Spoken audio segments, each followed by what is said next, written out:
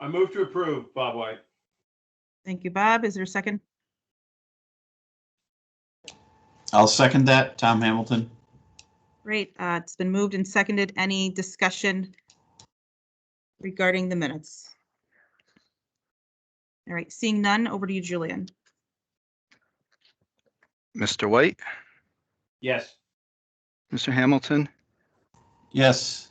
Mr. Felsigno,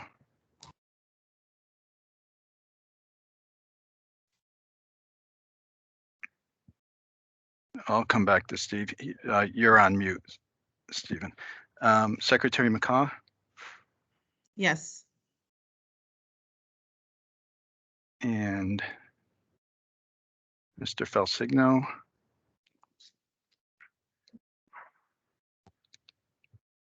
He may be having trouble unmuting. We can come back to him and get his vote for the record if you like. Very good, but the minutes certainly pass.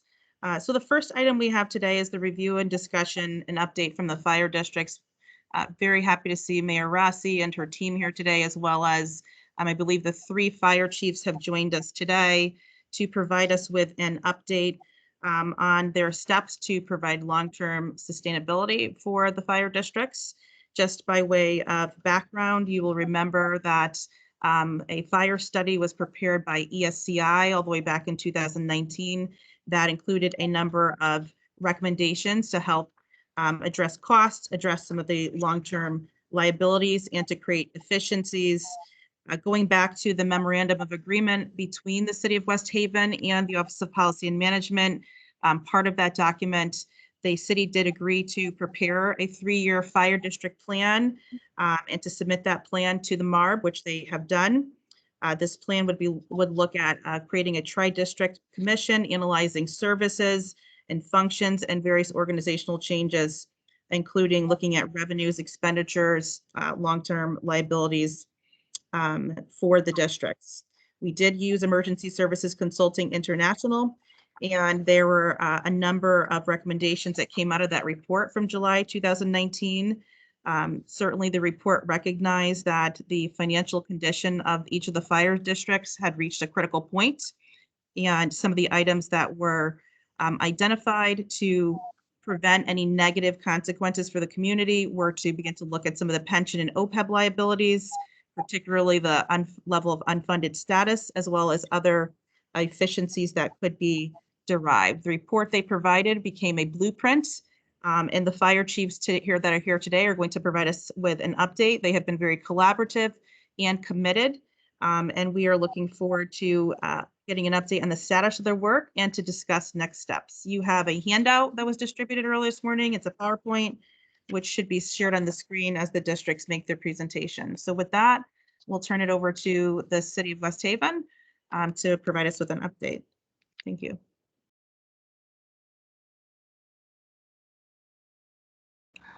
Good morning, Madam Secretary. Kim and Julian had asked me if I could just say a couple of things to frame this. You did a better job than I could have or would have. So I'll try to be brief. I lost a couple of things in the transmission. So if I repeat something you said, I apologize. Just to give a little bit of background so that everybody's memory is refreshed, we have 3 fire districts in West Haven. We have the West Shore Fire District, which has a budget of about $10.7 million. The Center District, which has a budget of about $15.6 million, and Allentown, which has a budget of about $8.6 million. So in total, the 3 districts make up about $35 million in aggregate funding. The Allentown District is part of the city. The West Shore and the Center Districts are independent. So their budgets have to go to referendum each year, and I just wanted to mention that as in passing. You did a very good job of bringing us up to date. This was one of the more significant priorities, I think, of the MARB recommendation some 3 years ago. And the study, as you said, was completed in July of 2019, with a significant number of recommendations, many of which the fire chiefs have either embraced and moved forward or are in the process of moving forward. So what happened is, and what got us here was, There was a provision in the memorandum of agreement that the city signed with the state for this fiscal year that required that Mayor Rossi send a report of the fire district's efforts to meet many of the recommendations that were provided in that SE report. And so the mayor complied on May 30th with the collaboration of the chiefs and provided an update, which I think all of the MARB members have. And along with that update was a 3-year financial plan, which was one of the recommendations of the SE report. So you should have both the mayor's May 30th letter to Secretary McCaw and the 3-year plan for each of the fire districts in your possession. Allentown has a 5-year plan. So if you need that for reference, it's there, and I just wanted to make sure you knew about it. So with that, after it was submitted, we spoke, the city and your staff, and it was suggested that what should follow next is a summary and an overview of that report and any other critical information that should be imparted that's occurred since. So the whole point of this today is to allow the chiefs to basically take you through what they've accomplished and what they're working towards accomplishing in the near term. And I will say that I got to work with them closely because the mayor had asked me to help coordinate this, and I was very impressed with the level of professionalism and collaboration. Not only that, but the progress that they've made and the continued efforts that they've put forth. So with that, I'll turn it over to Chief Mike Terenzio from the Allentown Department, who is going to lead off. And incidentally, just so you know, with us is Chief O'Connor from the Center District, O'Brien from the Center District. I know I was going to blow one of them, and a fellow countryman, Steve Scaffarello from the West Shore District. So with that, I'll have Mike Terenzio take it from there. Good morning, everyone. The chiefs of the Tri-District Services of the City of West Haven appreciate this opportunity to present you with an elucidation of the progress we have jointly achieved together with the fire department's role in the improvement of the City of West Haven's fiscal standing. Although this is a financial report, we would like to remind you all we are a collaborative fire and life safety delivery system to the residents and visitors to the City of West Haven, not only in a financial sense, but in an operational one as well. This mutual understanding of the importance of a unified effort in the protection, readiness, and response to the community also translates into cost effectiveness as well. And overall, we would like to point out that our collective fire agencies have maintained exceptional service to the overall defense of the city as we provide a full service fire and life protection system and emergency preparedness and response to all our constituency needs. On an operational level, district boundaries do not exist within either of the department's response to and the need for the service in the community. The existence of a robust automatic aid agreement essentially has all 3 departments operating as one city department. This agreement calls for the automatic dispatch of firefighters and paramedics for all 3 fire districts to reported structure fires and EMS calls on a continual basis without consideration of district lines and through the dispatch of the closest available unit. This seamless interaction of all 3 departments extends from a continued cooperation and development of joint protocols and policies, which provides all responding operational staff a framework for tactical and strategical procedures to operate within. The operational unified approach of the 3 districts enhances and better ensures the services provided, which include emergency medical services at the paramedic level, fire prevention, inspection and investigation, fire suppression response, public fire prevention education, smoke detector installation, hazardous materials and release responses, and rescue services, including marine and motor vehicle related accidents. It is also important to also advise you and to note that each of the fire districts have also attained a fire suppression rating schedule classification assigned by the Insurance Services Organization, or the ISO, as both Class 2 and or Class 3 rated departments. This is important to realize that this also provides the taxpaying constituency a insurance rating on their properties. It measures the major elements of a community's fire protection system and develops a numerical rating called a public protection classification. The ratings assist insurance companies in establishing appropriate fire insurance premiums for residential and commercial properties. Out of approximately 12,000 departments nationwide that have been surveyed by the ISO, the fire services of the city of West Haven collectively rate in the top 35%. We believe that you will witness, as demonstrated by the following presentation, that the collaborated efforts of the 3 fire districts in West Haven have met and will continue to meet its mission goals in sworn duty in protecting life and property. We also trust that you will realize that we have attained a highly effective emergency delivery service through the most efficient financial parameters as provided by your board and the taxpaying electorate, as we remain committed to the overall city's fiscal improvement. Thank you for your attention.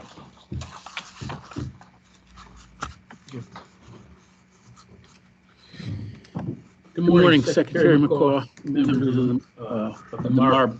My name is Steve Scaffarello. I'm Chief of the West Shore Fire District, and I'm going to talk about the first slide in our packet. So Secretary McCaw stole my thunder. She kind of outlined how we got here. Can I ask you to pause for a And all moment? started with that ESI report. Can I ask you to Showing pause some for of a the moment? unfunded liabilities of the 3 fire Pause for a districts. moment, please. The reverb is. After working with some of the members, Kim Kennison and Mike Walsh, after several meetings, we put together a plan on how we were going to address these things, both long and short term. As you can see from the slide, the report identified that there's no material expense savings in consolidating. But they did point out that we have some ways to do better financially. We had a pension deficits and other post-employment deficits that we are going to show you how we address today in this PowerPoint. And one of the big concerns was how the fire district is going to function if we don't get a tax increase from the independent side. And how are we going to take care of our deficits? So, in the short term, as you can see, the annual budgets will become more volatile. And in the long term, we could face the prospect of insolvency if steps weren't taken. So I think we addressed both of these concerns. Our annual budgets, if anything, have become more supportive in the last few years. Our budgets have passed with 1 or 2 no votes and 100 yes votes. So we have support of our constituents. And so for the long term, we had several headings that we needed to address. Pension, OPEB were 2 of the big ones. And so I'm going to turn it over to Chief Jimmy O'Brien, and he's going to take you through what we've done to address these issues. Thank you.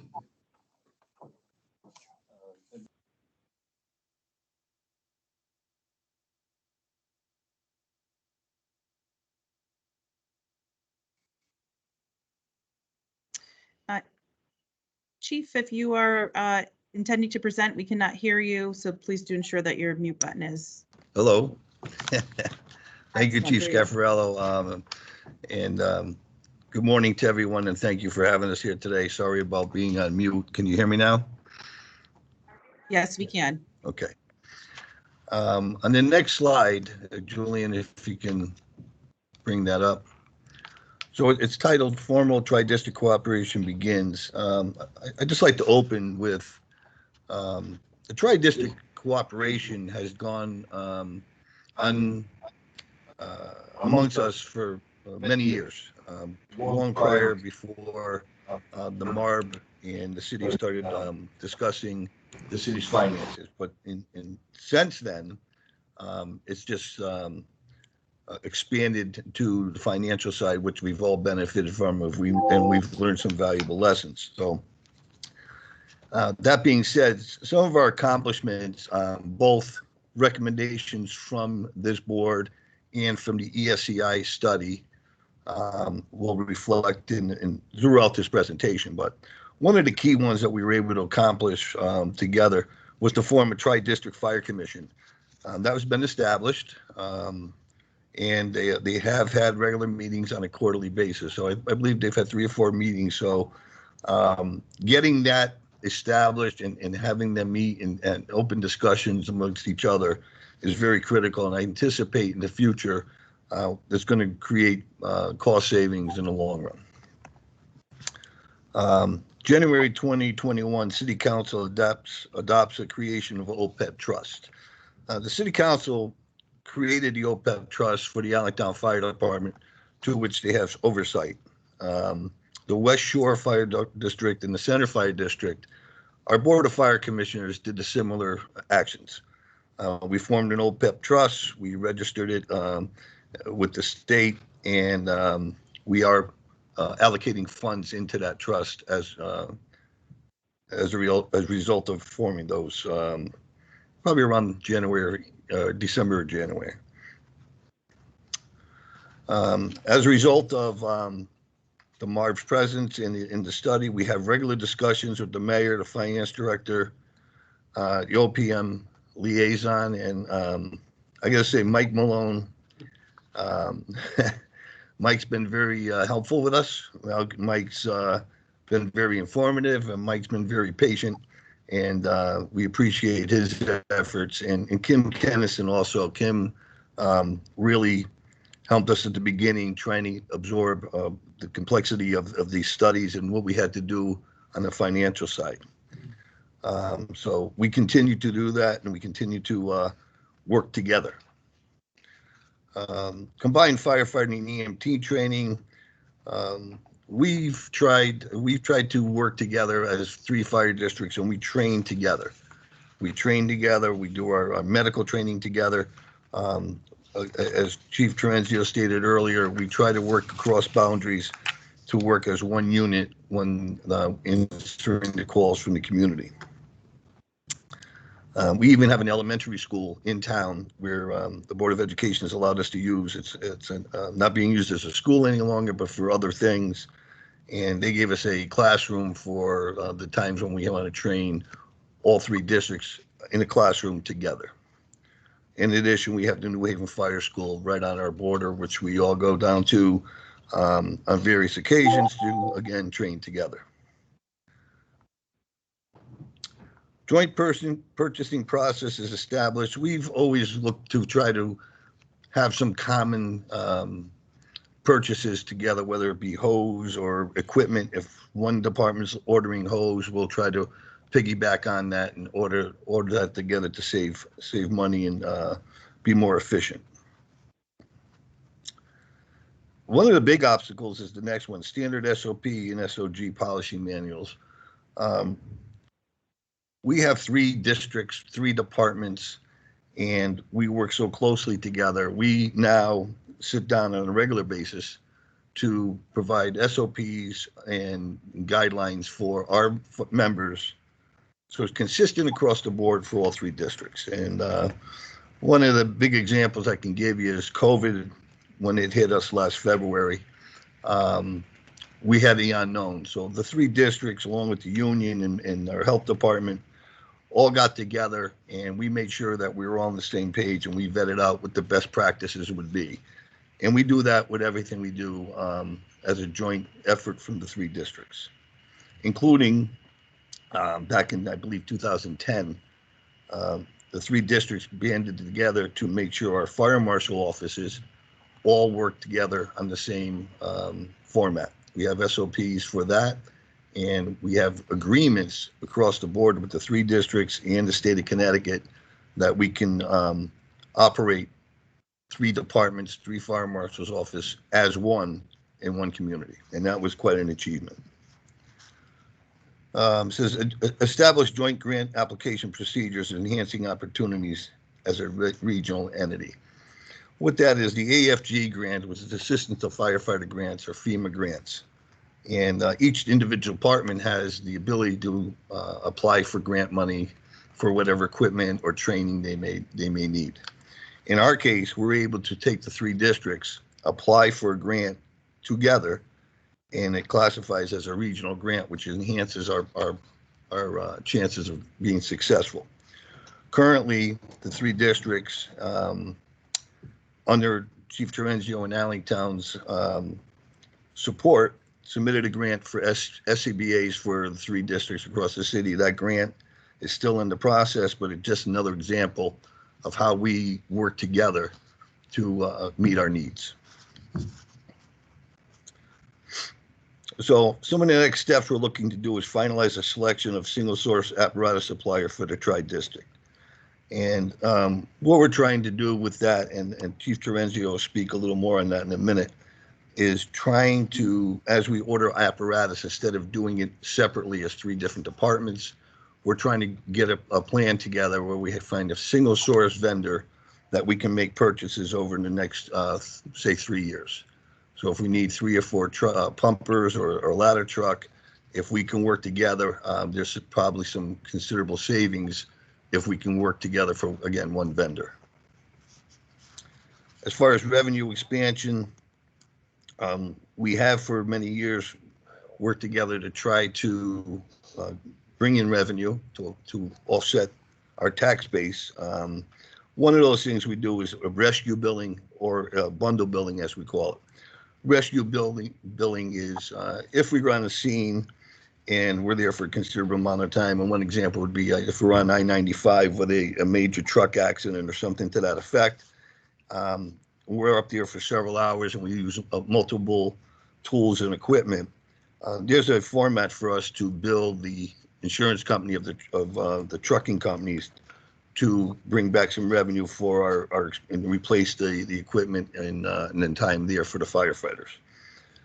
Bundle billing is the same principle, but that's with our EMS. So if our medics are riding in with the commercial ambulance, or we're riding in with seriously ill patients to the hospital, again, there's a matrix of what we can charge the insurance companies to recapture some of our overhead.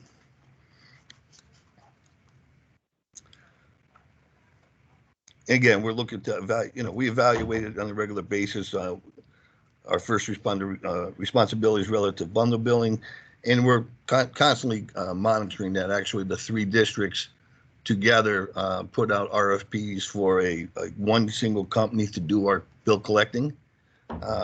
We vetted several companies. We determined which company was best for us, and the 3 of us signed on. And that company is monitoring our billing. And since that has occurred, our bundle billing rates of return have increased drastically. So that was a good partnership there. Review and evaluate current fees. That's something that's being considered. I mean, our fire marshal fees and our inspection fees probably are a little lower than industry standards. So we'll be looking forward in the near future to bring those back up to, again, our neighboring towns. So as you can see, these are some of the highlights. There's many more things that we do together, but again, these are the points that we think are relevant to this committee. Chief, could you touch a little bit on that paramedicine initiative that you have all talked about and variations of opportunities that presents? Yeah, there's another, I'm sorry, I did skip that. I apologize. So community paramedicine is something that's up throughout the country, but not really in the Northeast yet.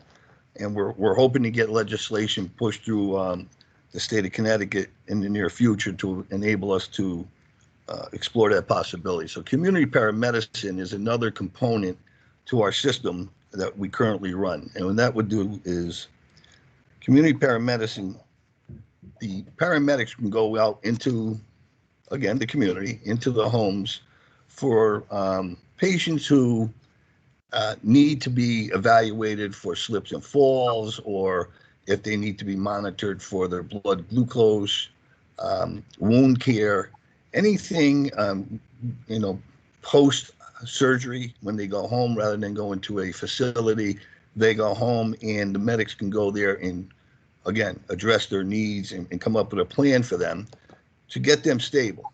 And once they're stabilized, usually the visiting nurses would come in and take over after that. This concept is very successful out west and now down south, and we're monitoring it. We're planning. If we get the approval to do it in Connecticut, we want to be in the forefront of that and see, again, how much money that would generate, or revenue that would generate by the insurance companies. For them to pay community paramedics to go out into the community, into the homes, and take care of these patients and these citizens, whatever they're paying the community paramedics is a far lower price that they would pay for in a facility, inpatient facility.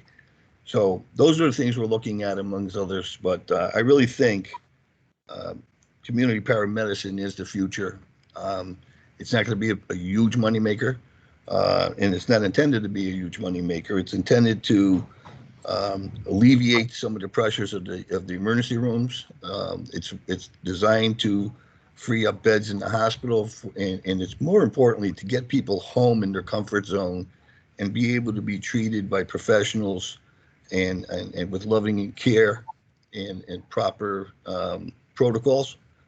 And to go along with that, obviously, we can build the insurance companies, and they've been open to this. Exactly, I believe the insurance industry was critical in promoting this style of post-medical care. So hopefully, our future will see community paramedicine in Connecticut. That concludes. This is Tom Hamilton. I have a question for you, Chief. Do you currently, Good. Okay, Scott. Chief, do you currently Hi, Chief Scafarello. I'm going to talk to you about the fund balance stabilization page of our PowerPoint. Oh, I'm sorry. Chief, are you able to hear? We Very have well. a question from one of our MARB board members. Mr. Tom Hamilton had a question for you. Tom? Okay, thank you, Secretary. Yeah, my question was for Chief O'Brien. Do any of the districts transport patients, ambulance service, or are you just providing the the paramedic initial first responder service? Yes, thank you. That's a good question. So we are not the primary transport organizations in our area. That's a private ambulance company. We do ride in on a life-threatening call, an ALS call. Our medics would ride in, which is billable. We do transport. We have the capability if there's the commercial ambulance is not available per se, and we cannot wait any longer, we can transport. Those are billable to the insurance company. So we do not hold the license to transport, although we could petition to get that back.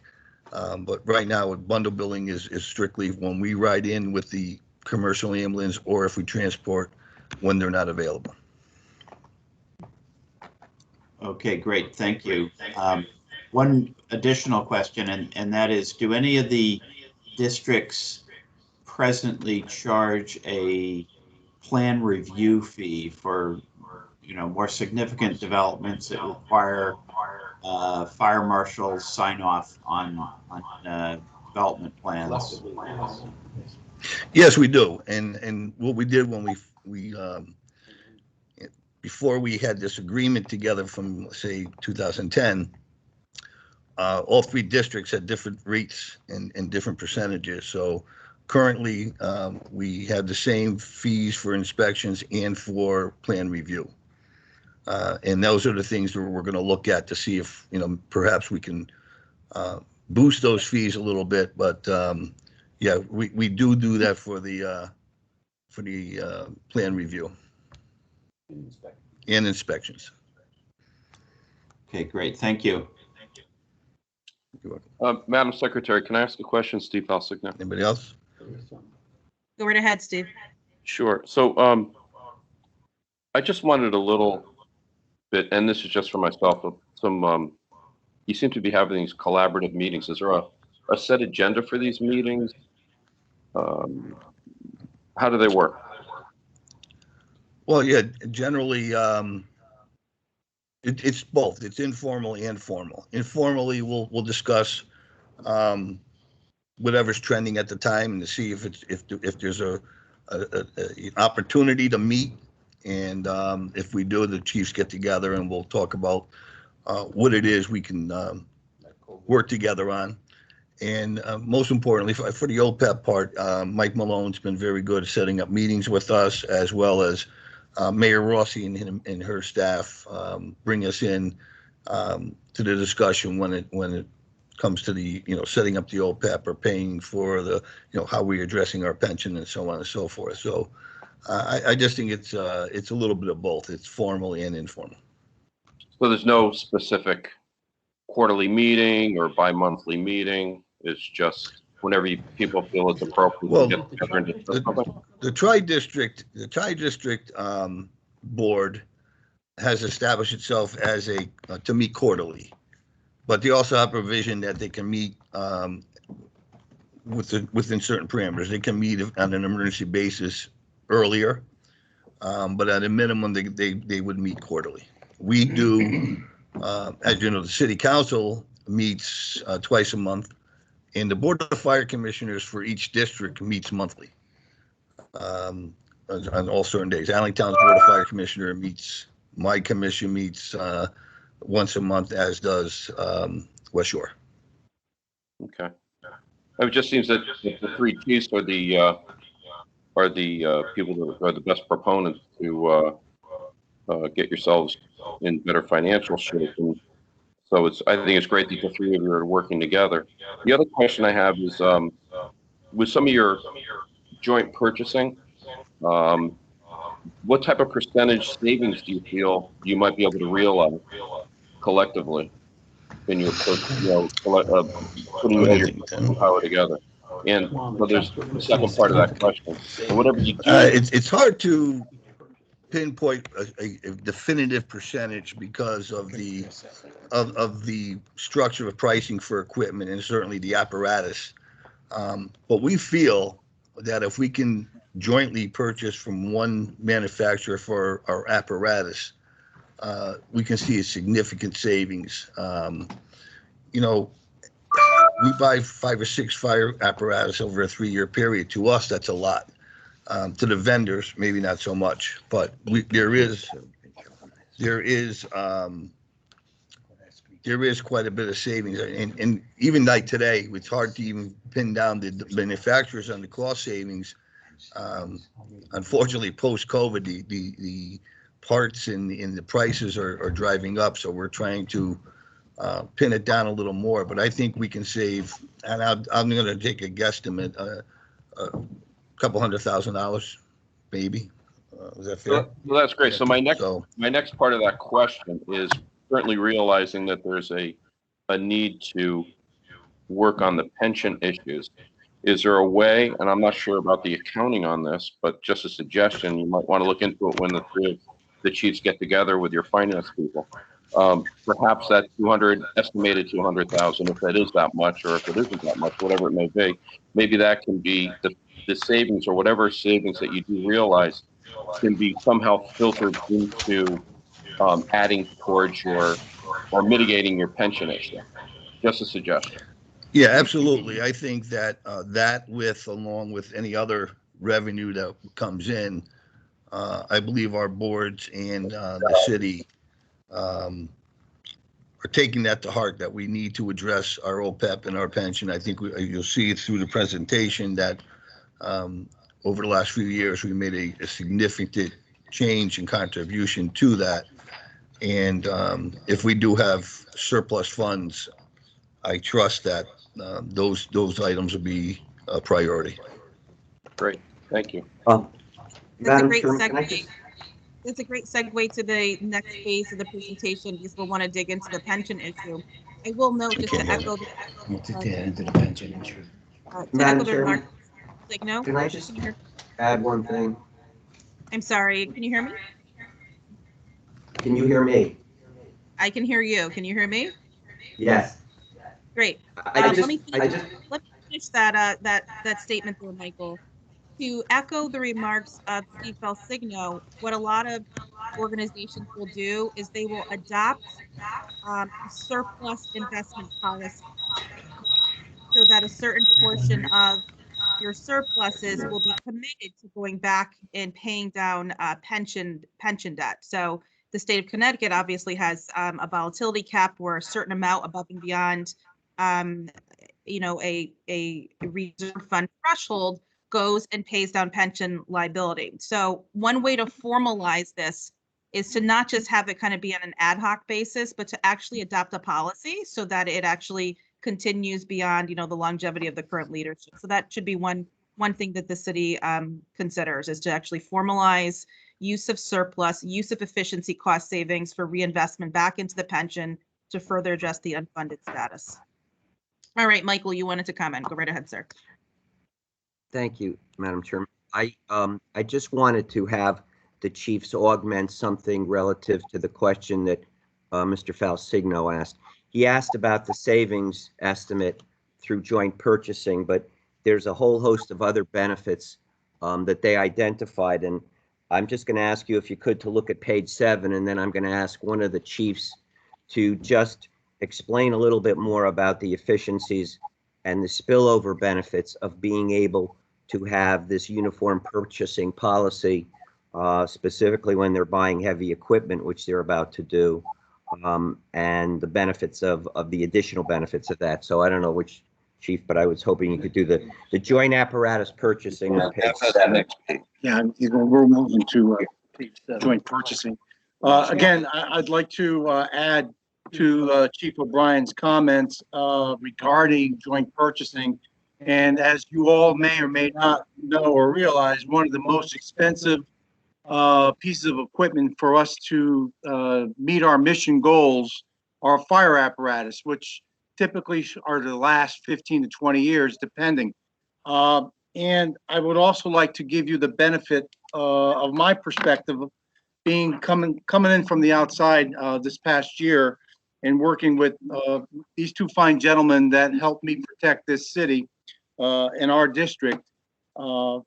They definitely demonstrate a cooperative measure because, as you'll notice, bullet point number 3, individual department preferences are being abandoned and will be replaced by a single source for fire apparatus. Now, we're using the fire apparatus because typically today, and especially in the financial climate created by the pandemic, these apparatus, just for a typical pumper that you see every day on the road, of which is the workhorse for the fire service, they're coming in at prices of $600,000 and $700,000 for a piece of equipment.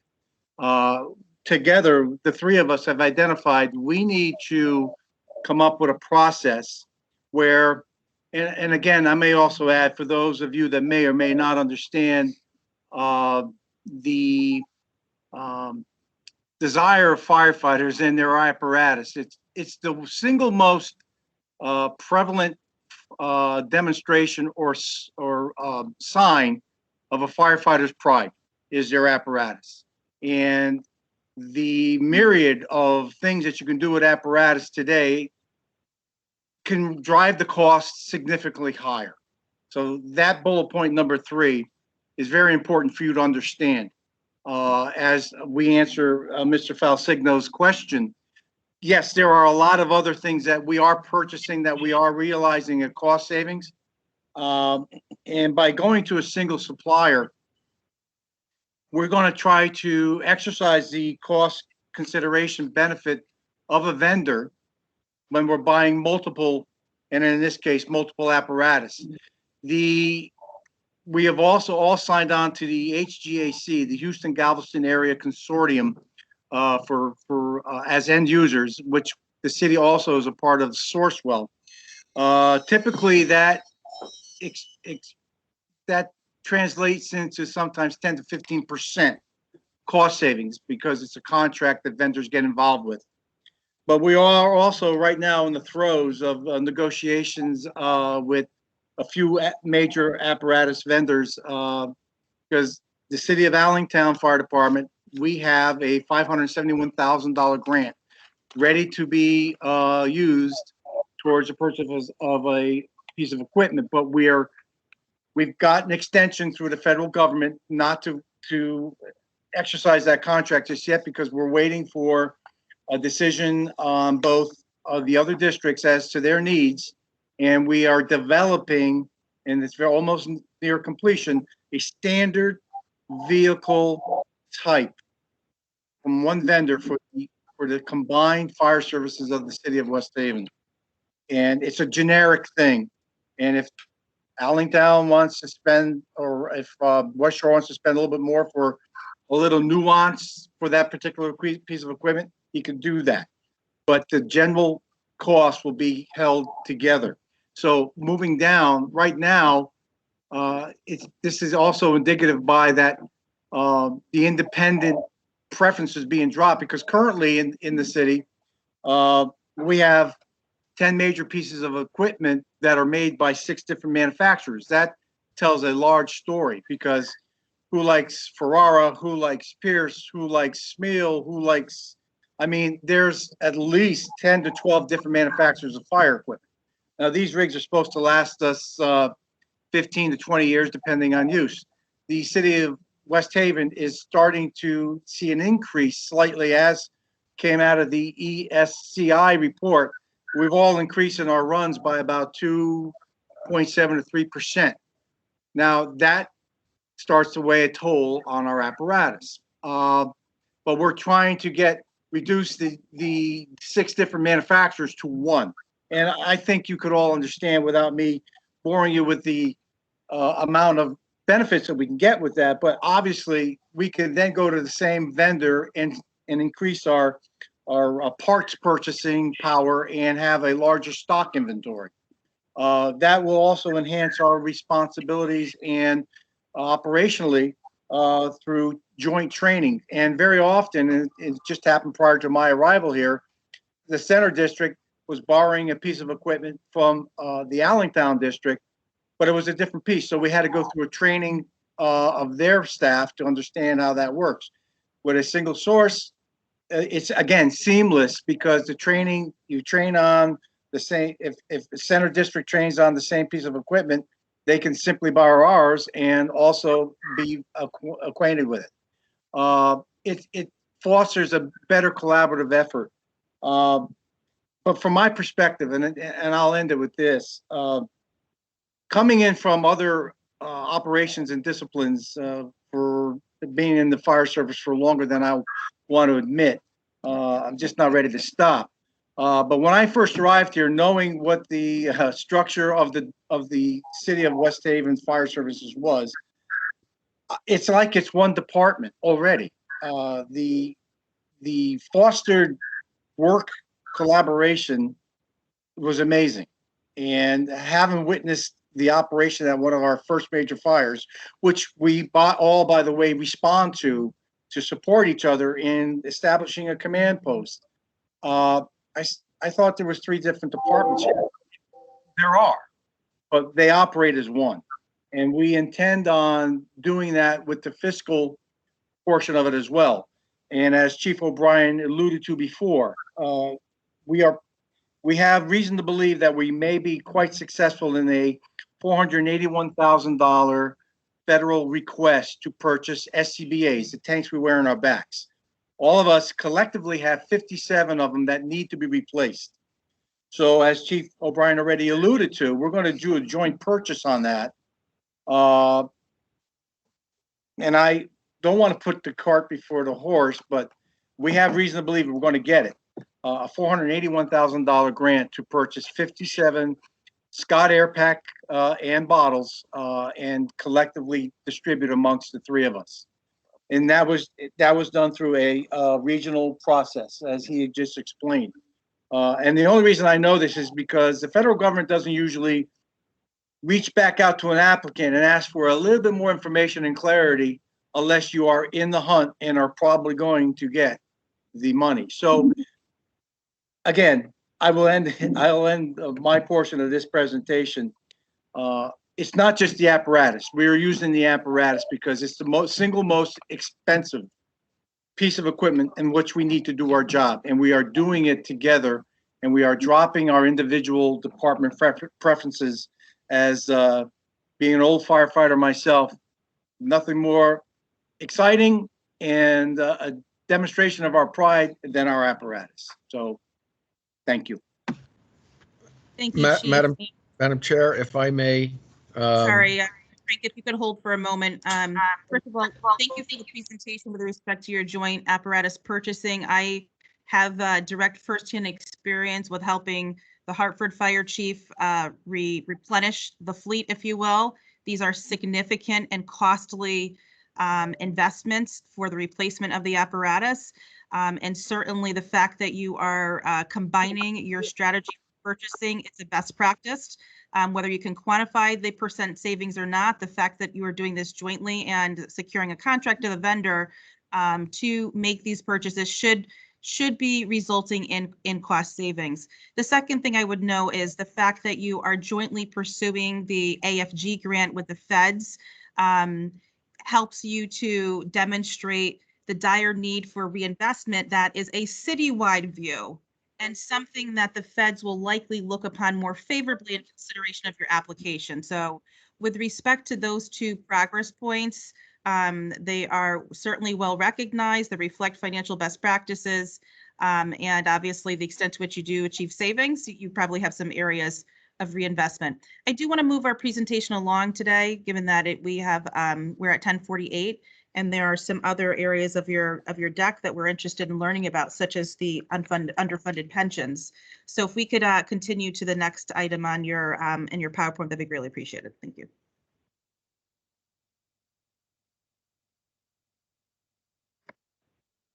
Okay. All right, Chief Scaffarello, I'm going to talk to you about our fund balance stabilization page. We can bring that up.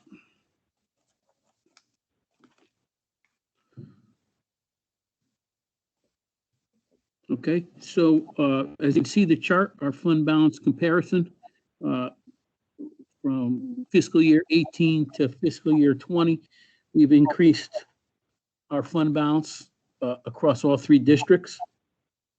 And some of the reasons we were able to do that, we've budgeted conservatively.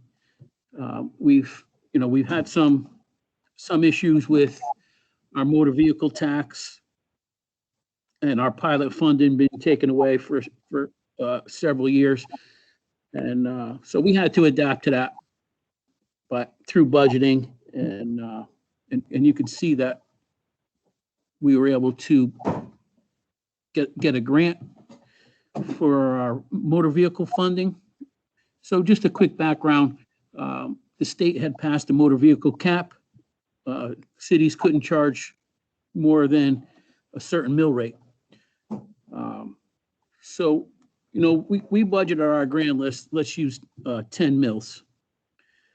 And then when that law was enacted, we were only able to take 8 mills against our motor vehicle grant list. So that cut our revenue quite a bit across the 3 districts. The state, with our representatives, were able to secure a grant from the state to make up that difference. So that helped us out. That helped us with our fund balance stabilization. So that when I talk about conservative budgeting, that's how we were able to put that money in there. Right. So, by not budgeting that money and finding cost savings, we were able to put that money on our fund balance by keeping our budgets. I guess what I'm trying to say is we didn't put, for my district, 300,000 into our budget. So that through cost savings, and that's how we're able to put the grant money into the fund balance. So our multi-year operational fund financial plans were developed, and we have some amendment in our appendix page. You can take a quick look at that. If we can go to appendix number 1, we have our 3-year plan on here. There we go. Oh, yep, appendix number 1. There we go. Okay, so all 3 districts, we put together a 3 and a 5-year plan. For Allentown did the 5-year plan. West Shore and the center did a 3-year forecast. So one of the big problems was, or the big questions for the fire district stabilization was, how are the districts going to handle if you didn't get a tax increase? So you can look up across the board here, and you can see our forecasts for mill rate increases are very small going forward. Having the ability to plan and put money away for major purchases and pension and OPEB, that ability to plan has really shown how it's going to play out in the next 3 years or 5 for Allentown. And you guys could take a look at this. I'm sure you'll have some questions, and it might be easier for me to answer your questions than go line by line on this in the interest of time, as Chair McCaw indicated. Thank you, Chief. This is Bob White. I've got a question. I noticed that each of you had fund balances over 20%. Is that level going to continue over the next 3 years? You're going to be in the 20s? So no. Oh, I'm sorry. I thought you were finished. Go ahead. I am finished. Oh, so no. So one of the things that we're going to talk to you about today is what we're going to do with the money. The reinstatement of pilot money and the motor vehicle grant money is how we're going to use that money. And some of that money is going to be used to handle the problems we talked about earlier, funding our OPEB trusts, funding our pension funds. And I'm going to talk to you about pensions on the next page a little bit, but how we're going to fund our apparatus, how we're going to fund our capital improvement budgets are all going to come from this money. So the short answer is no, it will not be in the 20s. Chief, when you say this money, are the potential grants, the pilot funding, so forth, is that baked into your to this Appendix 1, or is that to come? So, as you in Appendix 3, the impact of our potential state aid. Yeah. Might answer that question for you. No, it doesn't. So this is our state aid, which is not in our budgets. Chief, the question So we made a is, separate slide for you to see. Chief, the additional state aid that you are receiving based on the enacted budget, is that reflected? Are those additional revenues and your assumed mill rates, are they reflected in the forecast in Appendix 1? So are you able to? No, ma'am, they're not. Okay.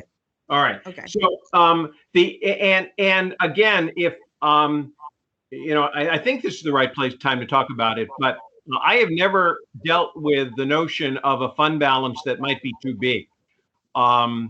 And is there any plan to, and again, I'd like the OPM to weigh in on this as to prudence. Is there any prospect that some of might do some spending or reduction of mill rate I'm having a hard time hearing. and accept a lesser fund balance at some prudent level? So I had a bit of a hard time hearing all that. I heard you say that you've never had to discuss a fund balance that was overfunded. Would that be accurate? Is 20% of expenditures. Right. So and I guess I'm going to let Chief O'Brien answer that question. He has some background on that. Chief, if you would. Yeah, thank you, Mr. White. So how we got the fund balances to where they are today is our budgets are seen or voted on in May, thereabouts, and set forth. So we do not put in our budget potential funding from the state of Connecticut. And we don't do that because we're not positive it's ever going to get here. So we don't budget that. When the state passes their budget, ours is already done.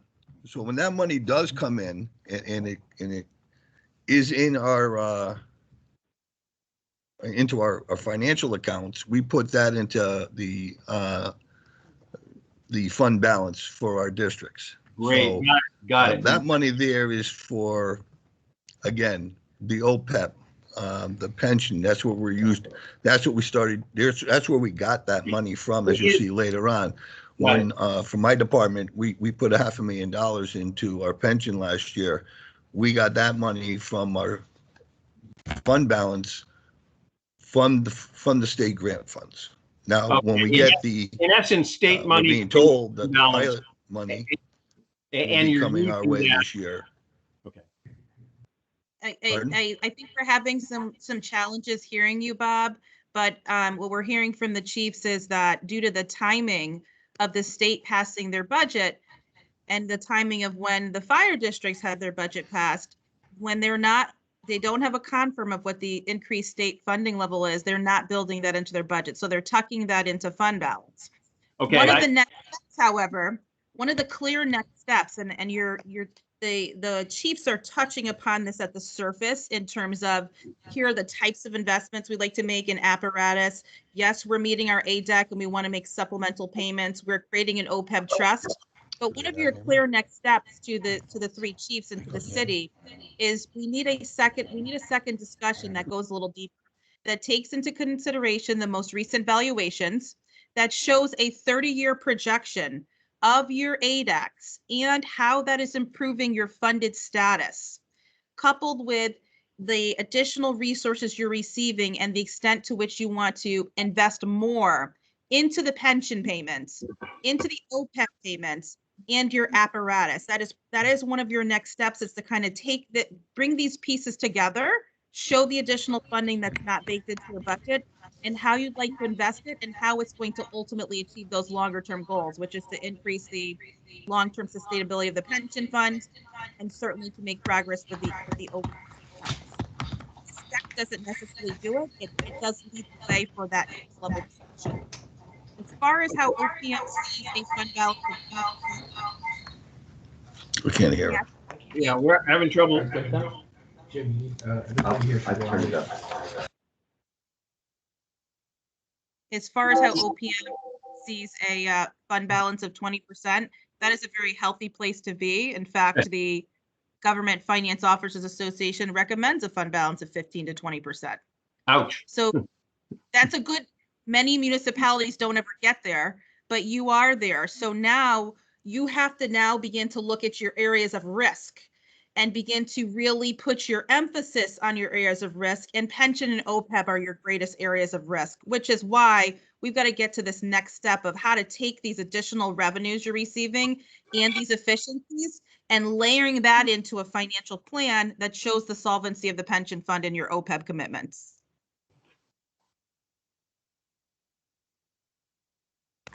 Agreed. Thank you, Secretary. That's exactly what we're trying to say. So the next slide would be about our pensions. And that's going to have the heading of critically unfunded. Why don't you go ahead and hit the highlights of your strategy surrounding pensions, recognizing that to really slide number 5, Julian, if you would. There we go. Okay, I'll hit the highlights. So we're meeting our actuary, our ADC. All 3 districts have committed supplemental contributions, as you can see. We took the advice of the ESCI study. We're all using a company called Milliman to manage our actuaries. Milliman has put together a great strategy. I could speak on behalf of my district. We have a 30-year funding level strategy in West Shore. We no longer have to put any additional money into our pension fund. We're currently putting 2.7 million in there, and that's what we're going to do for the next 30 years. So it essentially has taken away the deficit. Milliman is doing the same thing for Allentown and the Center District. In time, you'll see that they'll have a level funding strategy for each of their districts, and essentially, has had the stigma of unfunded pensions in the fire service. I feel that will be going away.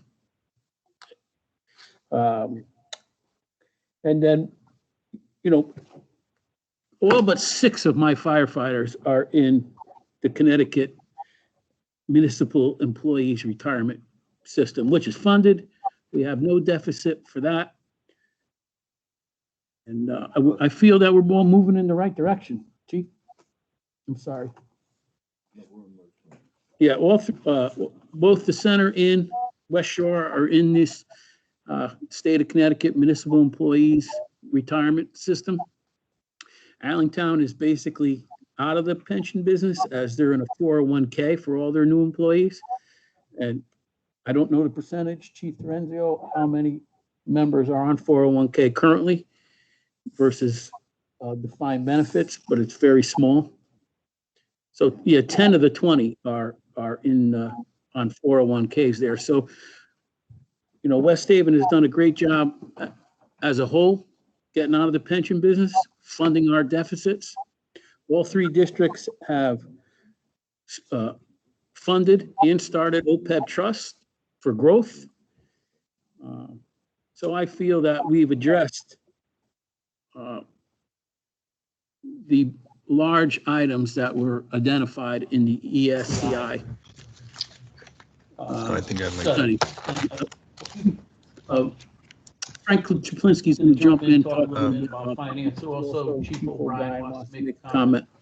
Mr. White, to your point, I certainly can't speak for the center or for West Shore, but for Allentown, the expectation is the additional revenues that are coming in from the state that were not part of the original budget or plan. The expectation is those monies would primarily be used to fund additional contributions to the pension plan.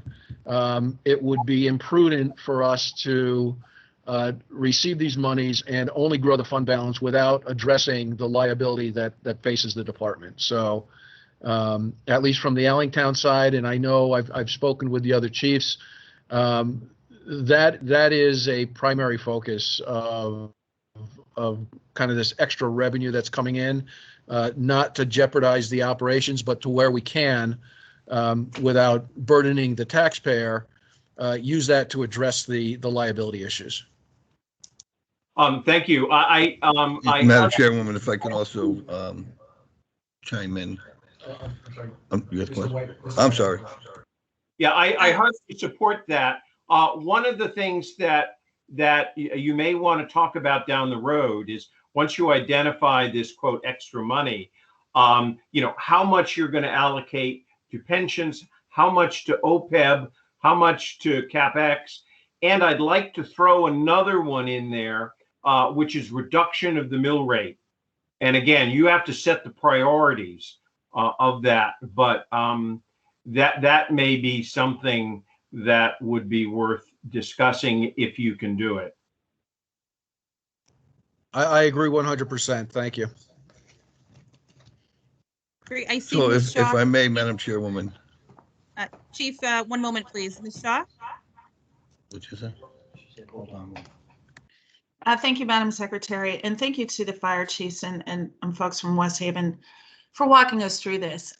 We've been looking at these issues for a long time. One of them has been the opportunities for efficiencies if the fire district's pension funds themselves were consolidated.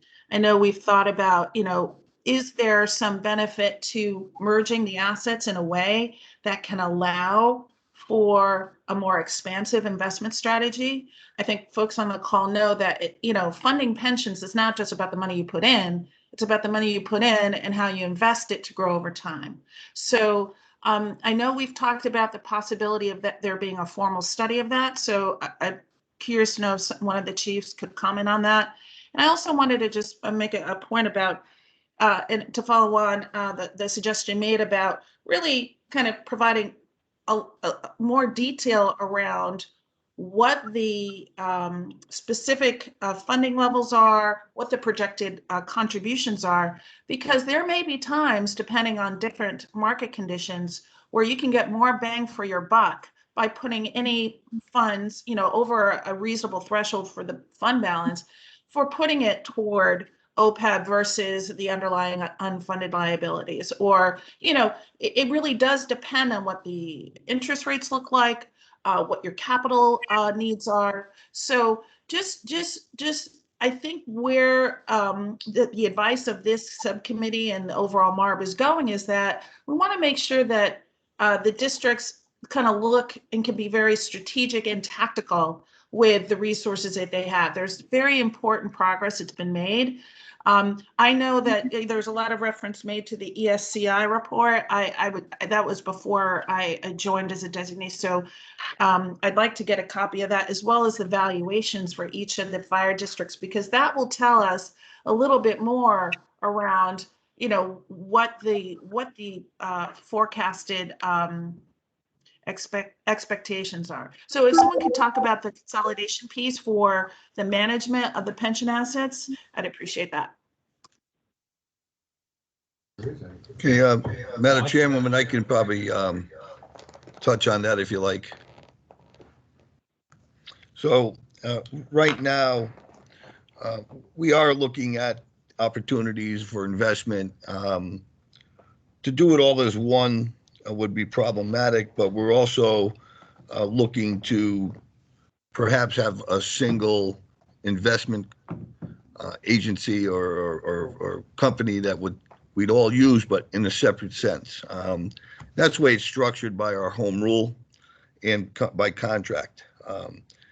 There is that philosophy that we discussed about increasing our risk to try to get more bang for the buck, but the problem with that comes in is we have built those funds gradually over time, and I think it's really difficult for us to take our achievements and put it at high risk. We do have a more conservative approach, but we are getting a good return each year. It's just going to be hard to explain to our taxpayers and or our firefighters that we lost a chunk of our investment because we took a high risk. So we follow the advice of our financial planners, and I think one of the things that we could achieve is, I believe the city actually does have an RFP out right now for investment companies to look at the city as a whole. And if that does come through, perhaps the departments can look to RFP or to work with that company. One of the things that we'd like to point out too is going into MERS or the state plan. West Shore Fire Department and the Center Fire Department back in 2007 and 2009 took that approach to try to stop the trend that we were on with the traditional pension. So all new hires from that point forward are put into MERS, and that's fully funded. And as it's by statute, it has to be. We're doing now is we're trying to address the pensions that existed prior to that. And there's where we come into the unfunded part, because the firefighters put in their portion on a weekly basis. And unfortunately, due to the caution of raising taxes, those line items were not properly funded collectively for years. And so we're trying to do that now. I currently have all new hires in MERS, and I have some members of my department who are in the regular pension that would like to join MERS. and we're hoping to move them over, but we're running into some problems with OPM and allowing us to do that. I think by making that action back in 2009, we in fact were fulfilling the wishes of the taxpayers to try to find a way to get out of the pension business. Now, grant you, from 2009 to now, it'll be another 20 or 30 years before we're totally out of it, but we stopped the old and we took a new approach. If we can get the 10 or 15 firefighters I have now that would like to go over to MERS into MERS, that will speed that process up, and we are exploring that. You know, as far as extra money, yeah, I mean, the extra money, we welcome it, but in essence, it's not really extra money. Our community is 25% non-taxable. So when pilot money, payment in lieu of taxes, was cut back from 75% to 60%, and then from 60% to zero, that had a direct impact on our community. We're providing services for all these non-taxable entities, and our payment in lieu of taxes was arbitrarily cut to zero. That's why we've lobbied and advocated that we really need that help. We're a small community and we're densely populated, so we're very appreciative to everyone's efforts to reinstate the pilot money, and I think we will make good use of that in taking care of our prior commitments and take care of our OPEB, take care of our unfunded liabilities in the pension. I don't think I'm in a position right now, but we can in the future of saying how much of that money is going to go. But I'm certainly, if and when that money is delivered, we will take that up, and it will be a priority, I can assure you. Chief, thank you very much for your Any portion of questions? this, as well as to the rest of the members of your team there. We certainly appreciate the progress that the departments have made to date and the tri-district cooperation, as well as some of the initial commitments that you're making towards use of these funds to achieve long-term sustainability. In the interest of time, I do want to schedule us to delve a little bit deeper in our next meetings based on the feedback of the committee, a couple of areas for follow-up. First, we'd really like to see these intentions on meeting ADAC, supplemental contributions to pension and OPEB, as well as use of your reserves reflected in a financial plan. That should be linked to some documents on what this is going to do for your overall unfunded pension liability, how it's going to improve your funded status, so that we can have a better sense of what commitment you're making and the extent to which it's moving the needle and in what time frame.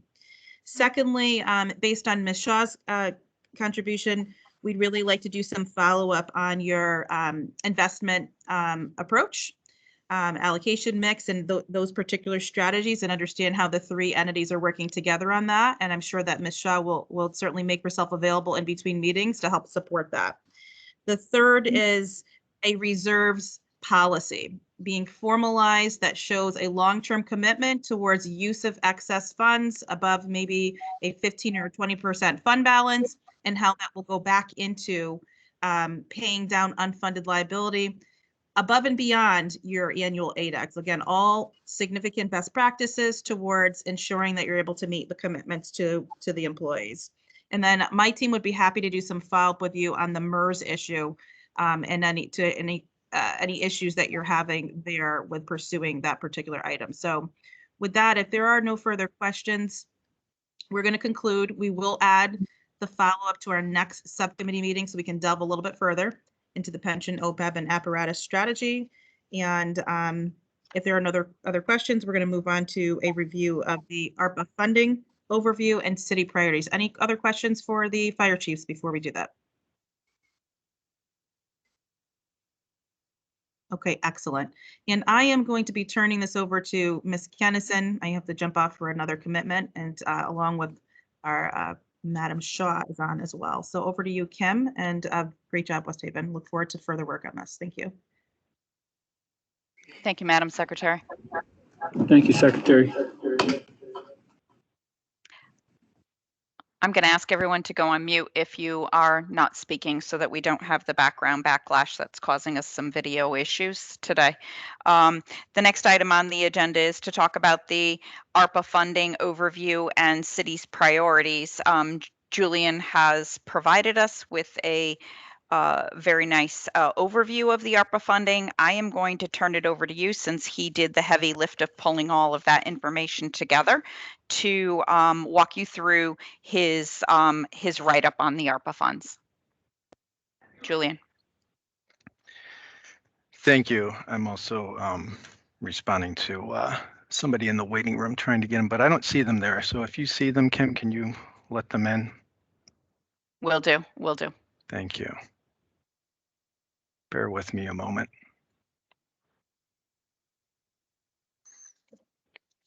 As Kim mentioned, there was a write-up with some background information on the American Rescue Plan Act and the funding allocated to local governments in your meeting materials. And there's over $1.5 billion dedicated for local government in Connecticut.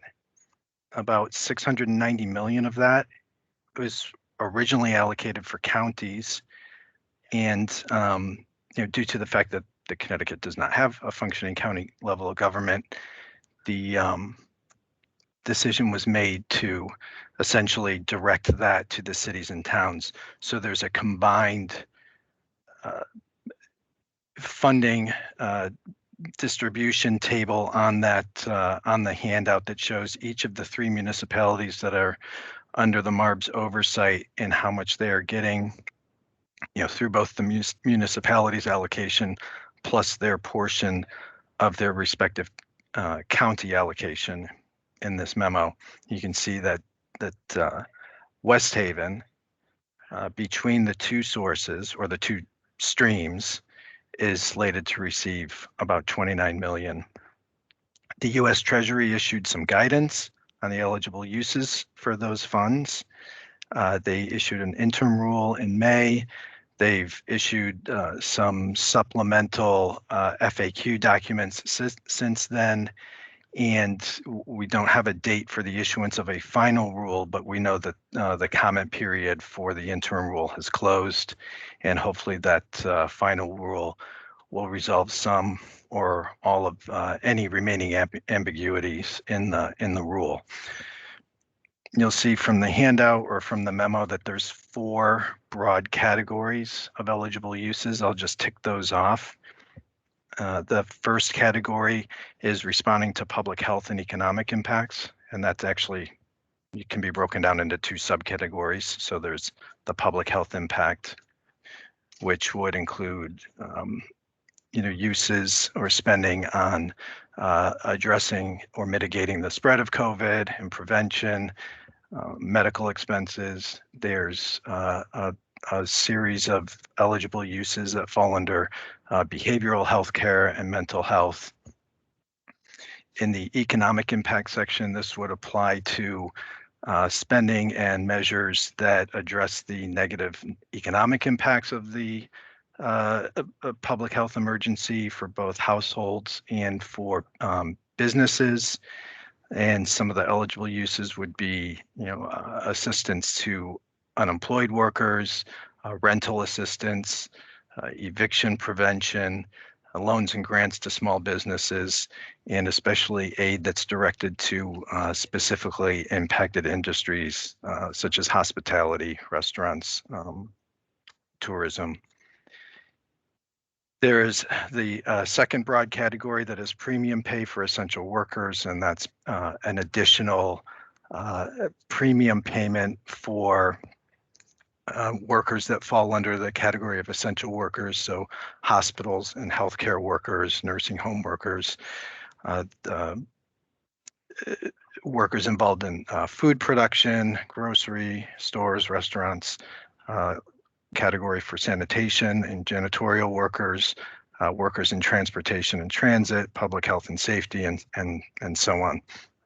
And then those workers are eligible for an additional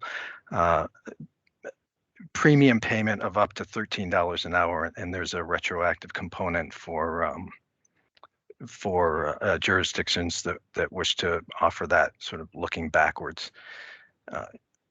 The third category is the broadest category, and that essentially allows for expenses on government services and more general purpose capital projects. And I'm going to come back to this one because there's quite a bit of nuance to that. And then the last category is investments in water, sewer, and broadband infrastructure. A municipality can allocate its funds across those four categories as it sees fit, with the exception of the third category, which is that broad category for government services and sort of capital projects. There is a cap on the portion of its ARPA funds that a municipality can direct to that third category, and the cap is based on the amount of revenue that it has lost as a result of the pandemic. And there's, in the 150-page interim rule issued by Treasury, there's probably 20 pages plus just dedicated to how to calculate the lost revenue. But it essentially boils down to 3 steps: establishing what your municipality's baseline revenues were, then applying a growth factor to which would represent what revenues would have been in the absence of the pandemic. And in the rule, that's referred to as the counterfactual revenue. And then comparing that counterfactual revenue to the municipality's actual revenue since the pandemic. And then the difference between those two, assuming that the actual revenue was less, would equate to the lost revenue. That lost revenue is the amount out of its municipality's total allocation that it can dedicate to this third, very broadly defined category of eligible uses. And there's a lot more to that calculation, but that's essentially how it approaches attempting to capture the lost revenue. And there are multiple points in time when that lost revenue is calculated. There are also a number of specific restrictions on the use of the funds that are listed on the 3rd page of the memo. The funds cannot be used to offset a reduction in taxes. So a reduction in a mill rate, for example, and then using the funds to backfill the difference in property taxes collected. That would not be an eligible use. Deposits into any pension funds is not eligible. Replenishing fund balance or reserve accounts, payments for legal settlements, and any outstanding debt. And then with regard to timeline, the funds can be used to cover costs that are incurred after March 3rd of this year up until December 31st of 2024. And then as long as the funds have been obligated by December 31st of 2024, they may be expended up until December 31st of 2026. So there's time to plan and come up with well thought out strategies for how these funds are going to be deployed. And then the reporting requirements are shown at the very end of that memo. With in West Haven's case, the requirement will be 1 interim report due at the end of August, and then quarterly reports beginning in October. And then we invited, we're gonna discuss this with each of the 3 communities at the subcommittee level, and each municipality is invited to share with us to the extent that they have planned this out, how they will utilize the funds to give us a sense of their priorities. Again, there's time to do this thoughtfully, and given some of the complexity of the eligible uses, especially under that 3rd category, these plans are at different stages of development, and will continue to be shaped over some period of time. So I'll stop talking and allow the city and Michael, who has also been working on figuring out what that lost revenue amount is for the city as best we can at this point, to jump in. Thank you, Julian. Michael, are you prepared? You're on mute, Mike. Okay, can you hear me now? Yes. Okay. First of all, with Julian's help, a lot of help, I think at least we've made a very good stride here in West Haven in terms of what I envisioned as the most important piece to start with, and that was to get our arms around what our revenue loss was. The more I talked to Julian and the more I read the regulations, the more complicated it got. The one thing that Julian mentioned, and I wanted to underscore, is that we can identify a significant amount of revenue loss, but the bottom line is that that revenue can only be used in accordance with the eligibility guidelines established by ARPA. So one of the first frustrations I encountered was, or two, is I had hoped that you know, a couple of the priorities for the city could be infrastructure, obviously, and our unfunded liabilities. And it's clear that none of the money that we identify can be used for the unfunded liabilities. And while it can be used for infrastructure, it's got to meet those specific guidelines that are established by ARPA. It's not to say that we can't use it for infrastructure, but we have to be very judicious about how it gets spent. And so what that did was that kind of complicated the path that I was sort of creating for the mayor to sort of go down and start to look at. But the good news is that we know at this moment in time that we have been able to identify revenue loss well in excess of the $9.1 million that we will be getting in the first year of the ARPA funds. So at least we know that we will be able to identify eligibility of use of money. Then the next task for the mayor and her staff is to then identify what the priorities will be for the use of those funds. The thing that makes this a large amount of potential revenue is when we speak about revenue loss, it's not just one fund. As Julian made clear to me, we as a community are able to apply for revenue loss for all of our governmental funds. And in the case of West Haven, the governmental funds include the general fund, they include the Allentown Fire District, they include the sewer department, they include the Capital Improvement Fund, and they also include all of the non-major funds that are also part of the governmental funds, the special revenue funds where we have grants and we have various units of government being paid for with special revenue funds, or just grants to support any number of things. So the magnitude of what we're looking at when we're looking at revenue across all of those five categories is, and I don't have the final number with me, but it's probably well into the $250,000, $300,000 range.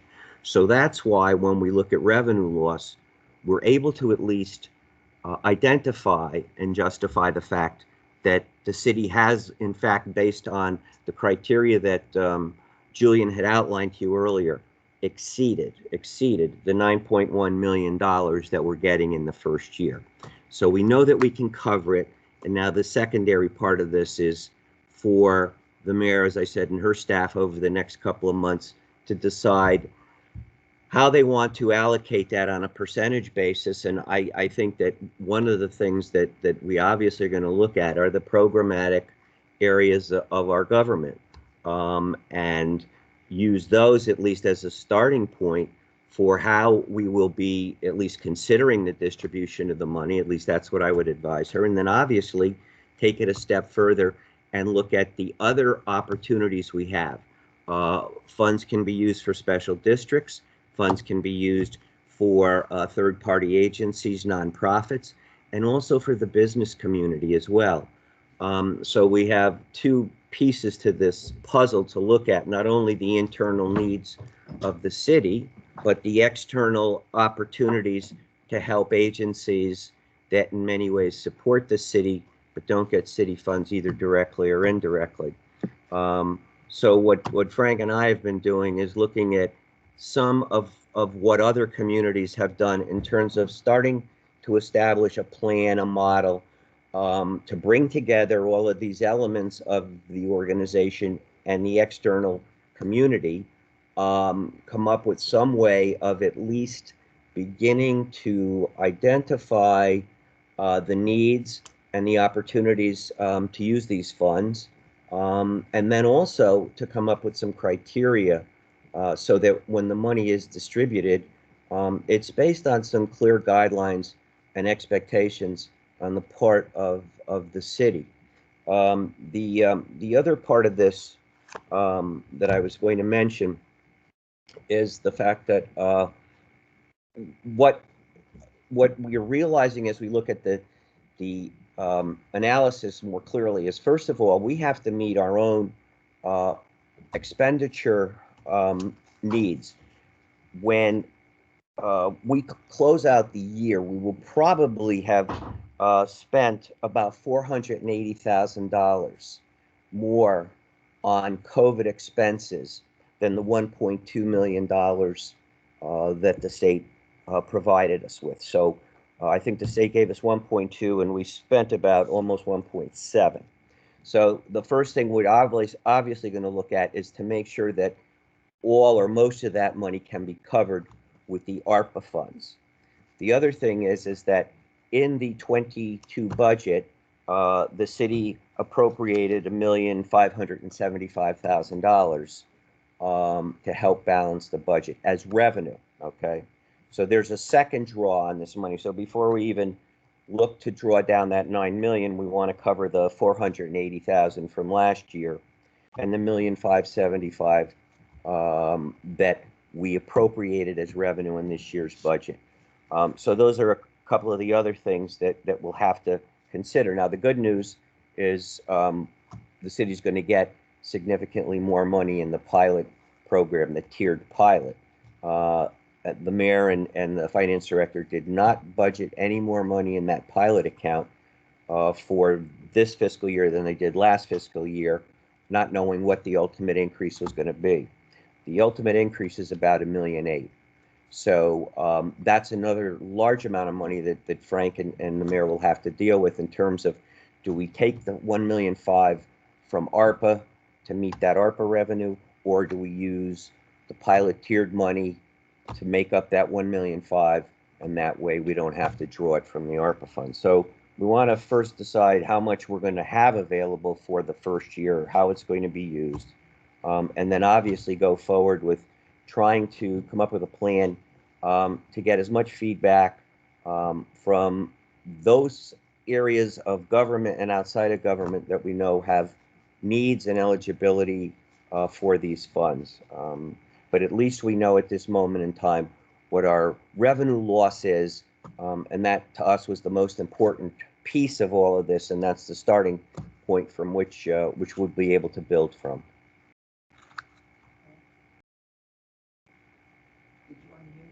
Thank you, Michael. That was very helpful. Good morning, Mayor, everyone. Can everyone hear me? Yes. I never know with all of these. Good morning, everyone. It still is morning, and thank you, Michael Mylone and Frank, for looking into all of this. I'm still hearing an echo. Michael, did you go mute? Yeah, but I have my volume on. Okay, hold on one second. And yeah, sorry. Good? Can you still hear me? Yeah. Okay. And I do agree there are, we still don't have the final ruling, and I don't think we have a date yet as to when we're going to get it, and that will be helpful too, because then we'll know that, all the guidance has been verified and is put out there. I do, actually, I haven't sat and talked to anybody, Frank, I know I've mentioned it in the past, but as far as I'm concerned, I think that we should use the pilot, the increase in the pilot to offset the 1.575 in the budget. I think that that's the best way. And again, and obviously I will talk to Frank and Michael Malone about it. I do agree too with the different categories. We have many nonprofits that suffered tremendously during the pandemic and don't have, are not up to speed yet and where they were. So again, how we decide that and what kind of program, because of course you want to be fair and, and go forward with a program. So that's something we're going to have to work out in the weeks to come. The good thing is we have plenty of time. I mean, they're not pushing it, but we do want to work on it because there are people that are hurting in our community, and we do know that. Additionally, Lee Tiernan was here and he left. I'm hoping he's coming back. Economic development is another big one for us. And we have at least had a lot of interest in economic development over the past few months, one of which a property on Beach Street, Chicks, I don't know how familiar anybody is with the old Chicks that is on Beach Street, had been closed for many years since the owner passed away. That property has since been purchased and has been reported out that that property has been sold, and they with the partners that are involved. So we're hoping that that's going to be, a big catalyst down there, because we also, I had worked with state representative during the board to secure funding, and we were awarded $5.2 million to raise the road over there because of historic flooding issues, which again harms your ability to market that property, because if you put a business in there and it's going to flood every time we have a storm, that's going to be problematic. So we have that also. And also with economic development, what Lee Tiernan was looking at was that we have developers, one in particular right now, who is having a terrible time leasing property within his commercial part of his mixed-use building. So what Lee had talked about, it was, he calls it a 5x5. So in other words, and this is all still again on the drawing board, but for instance, if somebody's going to sign on a lease for 5 years, then we could do 5 months of leasing expense, waive it, and different, again, these are all in the infancy stages, but these are ideas that we have been looking at, because I do think West Haven economic development, I do believe that's a great path for us. We have seen a lot of growth. We do have another project that's right off of 95. It was the old Staples building that has been bought and already knocked down in the last few weeks, and they're going to put up a huge 7-Eleven with several restaurants in it right off of the highway. So there is now more interest than there was, but again, I would like to see even more interest with economic development, and if we could use this funding to, encourage that, I would. Lee's back in the room now, but I explained some of your 5x5, so I don't know if you want to add anything to that. Yeah, the mayor probably said this. I'll be quick, Madam Chair and members. So we weren't able to do as much as we would have liked to help businesses. Businesses definitely got impacted by COVID, and we're hearing from developers and others that we have some empty storefronts, we have some restaurants that went out. So we feel we're being told that this would be a real booster to allow for long-term lessees to establish themselves in West Haven and help out people that are investing in West Haven, and that's on the private side. So we're going to roll that program out, and we already have people that are interested in taking advantage. So I think it's going to be something that we can be proud of and a good use of COVID-related funds. Thank you. So yes, and that is, I think it's going to be a good program, and I think it's going to be well received. And so again, we have to look at everything like how much are you going to allot for this program, and that different things, and what it's going to consist of. but we will be going forward on that. And as I said, it's still a little difficult for us, I think, as it is for all the municipalities that are getting funding, is that because we don't have final regulations, so we want to make sure. I do want to thank Julian, because I thought that report was excellent. When I read it, I understood so much more than I did before, so he did an excellent job. I want to commend him on that, because it's greatly appreciated, because it's hard enough, going through all the stuff, but there's so many pages of everything. Every day now it seems as though you get some emails on new instructions for the ARPA funds. So I do appreciate his help with that, because that was greatly appreciated. I think I speak for Frank as well, because that was a very, very helpful document. So I don't know, Frank, do you have anything you want to add? No, I think one of the things that we'll do or I'll do is, I'm a big believer in not rebuilding processes that other people have already developed. So to the extent that I can view other towns and the processes and the programs that they're using their funds for, I think that would be a decent groundwork for West Haven. I think the goal is obviously to get the full plan put together. I personally would like to shoot for, having something finalized with the council by perhaps October, to have all of that, all of those programs laid out and the timeframes around it. And then from there, we should be able to move forward with putting these funds to the best use possible.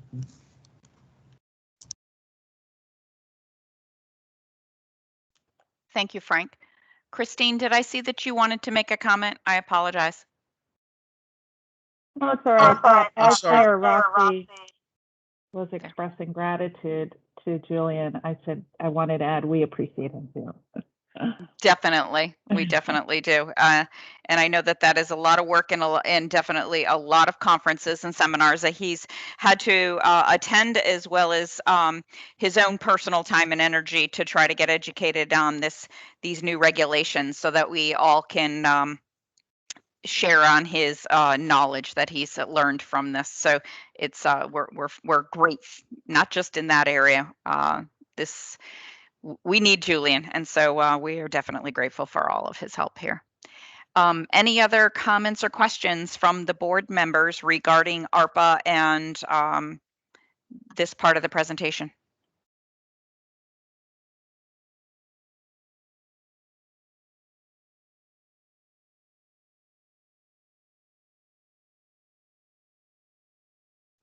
I do not hear any.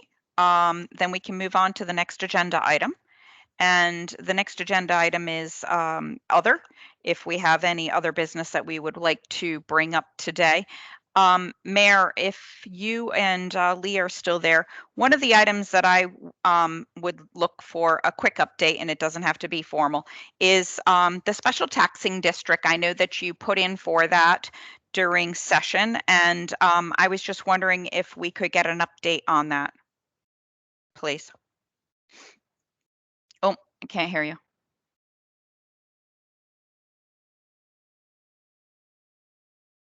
Wait, Oh, go geez. ahead. Oh, I'm sorry. I was on mute, Ms. Kennison. So the governor did sign the legislation concerning the special tax district, the special tax district, for what we refer to as the Haven Project. The mayor and I have been in consultation with a representative of the developer. I have the student lawyer in my office. We're going to be drafting an interlocal agreement for review by them.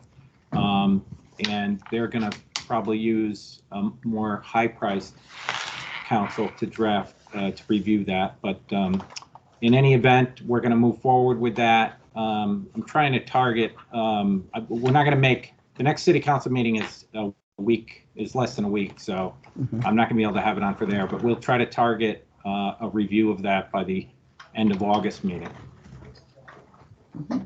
Thank you. And oh, I'm sorry. I'm leaving you guys out. Obviously, once I have a document that's worth reviewing, I'll forward it up to you guys. Appreciate that.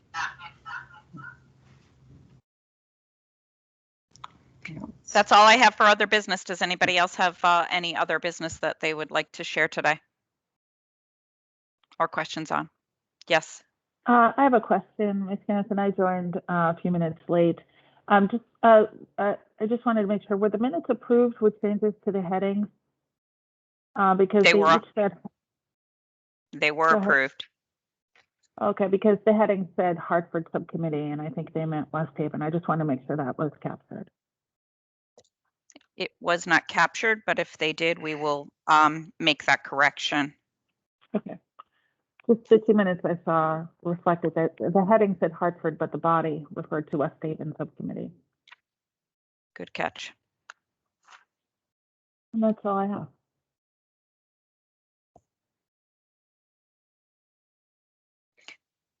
All right. Any other comments?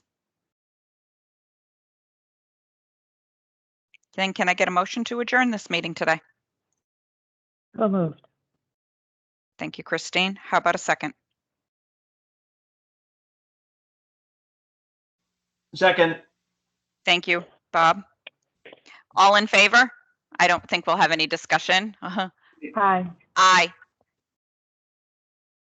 1, 2, 3. I did not hear from Tom or Stephen, and I believe that for the record, Pat Egan joined us as well. Tom had to leave the meeting early. Oh, okay. Thank you. Did Stephen still stay with us? He also had to leave early. Okay, I see that. Okay, then this meeting is adjourned. Thank you all. This was a good, healthy discussion today. I appreciate your time. Bye-bye, everyone. Thank you. Thanks, everybody. Thanks. Michael, could you get the